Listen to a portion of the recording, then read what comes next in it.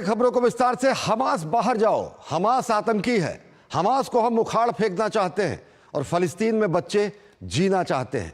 ये नारे कहीं और नहीं लगे, गाजा में लगे हैं। जी हां, गाजा में पहली बार हमास के खिलाफ विरोध प्रदर्शन शुरू हुआ है।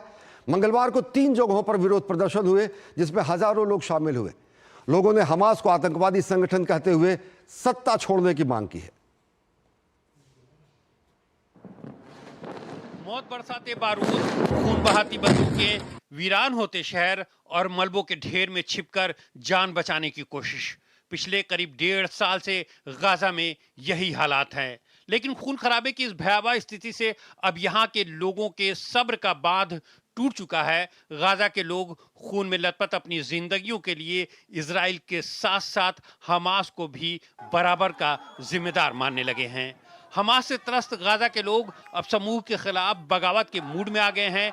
एक असाधारण घटना में गाजा के सैकड़ों नागरिक युद्ध और हमास दोनों के विरोध में पोस्टर और बैनर के साथ मैदान में आ गए। सफेद झंडे लहराते हुए फिलिस्तीनी सड़कों पर उतर आए। प्रदर्शनकारियों ने युद्ध के साथ हमास से छुटकारा हासिल करने का नारा लगाया। बेतलहिया में बड़े पैमाने पर प्रदर्शनकारियों के भीड़ ने चिल्लाया, हमें युद्ध नहीं और हमास नहीं चाहिए। हालांकि थोड़ी ही देर में हमास ने बलपूर्वक प्रदर्शनकारियों को वहां से हटा दिया, मगर कुछ लोगों ने पत्थर फेंककर विरोध किया। इस विरोध प्रदर्शन की लपटें गाजा के अन्य हिस्सों में भी फैलती दिखी। जबालिया शरणार्थी शिविर में भी लोगों ने टायर जलाए और युद्ध खत्म करने की मांग की। वहां प्रदर्शनकारी नारे लगा रहे थे कि हमें खाना चाहिए। ये संकेत देता है कि गाजा में लोगों के हालात लगातार बिगड़ रहे हैं, खासतौर पर तब जब इजराइल ने 2 मार्च से गाजा में मानवीय सहायता को प्रतिबंधित कर दिया है, ताकि हमास को इजरायली बंधकों को रिहा करने के लिए मजबूर किया जा सके।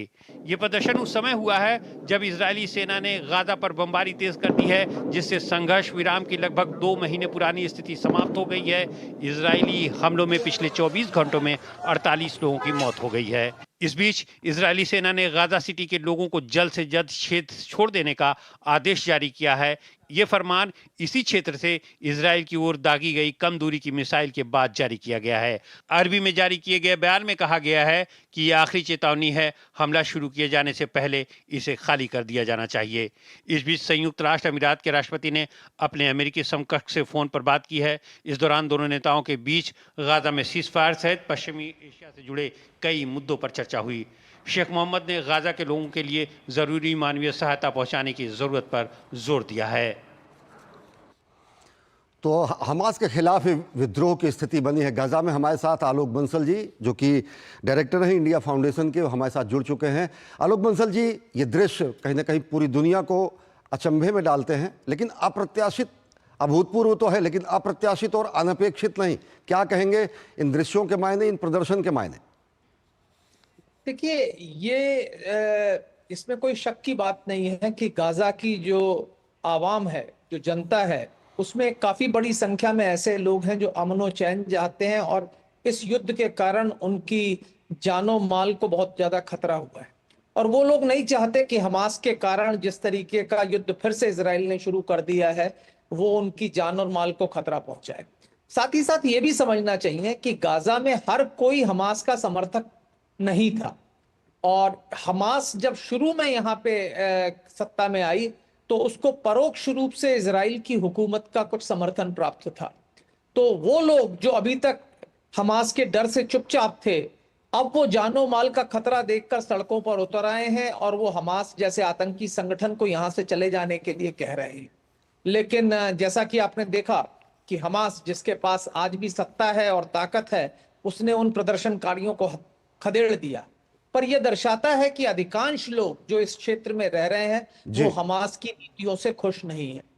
आलोक जी, इस बीच अगर देखें तो गैलप इंटरनेशनल एसोसिएशन का सर्वे भी आया। वो बहुत ही सर्वे आंख साफ कर देने वाला होता है। 65% से ज़्यादा लोग कहते हैं कि स्थितियां बद से बदतर हैं।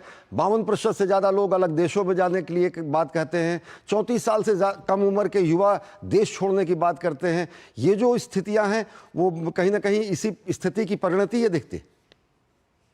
देखिए, जिस तरीके के हालात हैं उसमें जान की सुरक्षा की भी कोई निश्चितता नहीं है। खाद्य सामग्री बिल्कुल नहीं मिल रही है। तो जिस तरीके के बदतर हालात आज गाजा में हैं, उसमें कोई भी व्यक्ति देश छोड़कर जाने के लिए सोचने के लिए विवश हो जाएगा। इसमें कोई शक की बात नहीं है। और इसी कारण जो भी लोग हैं जिनको कहीं पे भी कोई अपॉर्चुनिटी मिलती है, कोई मौका मिलता है, तो वो देश छोड़कर जाने के लिए तैयार हो जाते। निश्चित तौर से एक और चीज जानना चाहेंगे कि ये अप्रत्याशित तरीके से एकाएक इजराइल ने जो युद्ध विराम का उल्लंघन किया, जो संघर्ष विराम की स्थिति बनी हुई थी, वो टूटी। क्या कुछ मंशा दिखती है इन परिस्थितियों में देखते हुए इजराइल की भी? देखिए, इजराइल, मुझे नहीं लगता कि वो कभी भी इस युद्ध विराम के लिए पूरी तरह से तैयार था। और वो चाह रहा था कि बंधक छूट जाएं। और जब अधिकांश बंधक छूट चुके हैं और कुछ अंदरूनी सत्ता की भी लड़ाई चल रही है, जैसा कि आपको मालूम है, इस वक्त इजराइल में एक बड़ी संख्या में लोग इजराइल के प्रधानमंत्री का विरोध कर रहे हैं। उन्होंने इंटेलिजेंस चीफ को सैक किया, उसके खिलाफ न्यायालय का आदेश आया है। तो इस तरीके की जो हालात चल रहे हैं इजराइल में अंदरूनी, उन सब से पार लगाने के लिए प्रधानमंत्री ने, मेरे को ऐसा लगता है कि दोबारा जो ये युद्ध है उसको तेज किया है। अगर आपको पहले भी याद हो, जब हमला किया गया था तो उसको काफी लंबा खींचा गया था, क्योंकि शुरुआत में जो प्रधानमंत्री की जो लोकप्रियता थी वो काफी कम थी और जनता उनके खिलाफ थी। लेकिन जैसे जैसे युद्ध आगे बढ़ा, उनकी लोकप्रियता में इजाफा हुआ और वो काफी लोकप्रिय हो गए। और उसके बाद युद्ध विराम हुआ, उसमें भी काफी अच्छा रहा।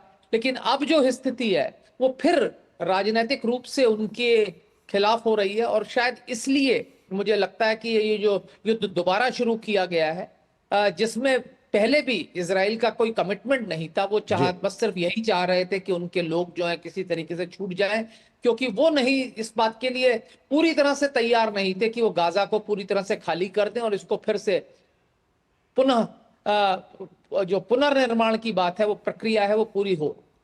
आलोक जी, ये पूरा का पूरा अगर देखें, जो स्थिति बनी है, दशकों से युद्ध जैसी स्थिति रही, संघर्ष की स्थिति रही। हम लोग तो अपने बचपन में या तो हर्जेगोविना और सर्ब की लड़ाइयों के बारे में सुना करते थे, या फिर गाजा और इजराइल की लड़ाइयों के बारे में। वो तो खैर शांत हुआ, कई पीढ़ियां बर्बाद हुई हैं। अब जबकि नई पीढ़ी, जो सर्वे भी आए उस हिसाब से बता रहे हैं कि अधिकांश बहुतायत युवा इस शांति चाहते हैं, तो क्या एक कहीं शिफ्ट दिखता है माइंडसेट में भी युवाओं के? देखिए, शांति तो मेरे ख्याल से हर वक्त युवा चाहते थे कि शांति हो जाए, लेकिन शांति किन शर्तों पर हो वो में समस्याग्रस्त स्थिति है। क्योंकि जो शांति समझौते पहले हुए उसमें जो समाधान था वो दो देशों के, दो राष्ट्रों की मुद्दे पर समाधान हुआ था। लेकिन अगर वो दो राष्ट्र होंगे तो वो किस तरीके से सत्ता होगी? क्योंकि इजराइल ने कोशिश की कि वेस्ट बैंक और गाजा में अलग अलग सरकारें सत्ता पे काबिज हों, जिसके कारण कि जो उन्होंने अकॉर्ड्स उस समय साइन किए थे ओस्लो वगैरह में, उनको क्रियान्वयन ना करना पड़े। वो उस समय इजराइल को फायदा दिया, पर आगे चलकर ये हमास जैसा जो विषैला जो बीज उन्होंने बोया था, उसका फल उनको भुगतना पड़ा। और अब वो हमास को वहां से पूरी तरह से हटाना चाह रहे हैं। तो मेरा ये व्यक्तिगत रूप से मानना है कि कुछ एकोमोडेशन तो उनको फिलिस्तीनियों के साथ करना पड़ेगा। या तो गाजा में भी जो PLO, जो कि फतह ग्रुप की सरकार है, या तो उसके अंतर्गत उसको सत्ता सौंपी जाए, कुछ ऑटोनोमी, कुछ स्वायत्तता दी जाए, जिससे कि अरबों को लगे, कि फिलिस्तीनियों को लगे कि उनकी भी कुछ मांगे पूरी हो गई हैं, उनकी भी कुछ आकांक्षाएं पूरी हो रही हैं। तब मेरे को लगता है कुछ शांति स्थापित हो सकती है। अन्यथा अगर आप ये सोचें कि सिर्फ बंदूक की गोली के दम पर एक समाधान निकलेगा, वो कहीं ना कहीं संभव नहीं। और भारत हमेशा ही कहता है कि शांति वार्ता मेजों पर होती है, युद्ध के मैदानों में नहीं। आलोक जी, हमसे जुड़े रहिए। एक और महत्वपूर्ण खबर पर हम आपसे जानेंगे आपकी विशेषज्ञ राय, लेकिन वक्त एक बेहद छोटे से ब्रेक का। देखते रहिए DD न्यूज़।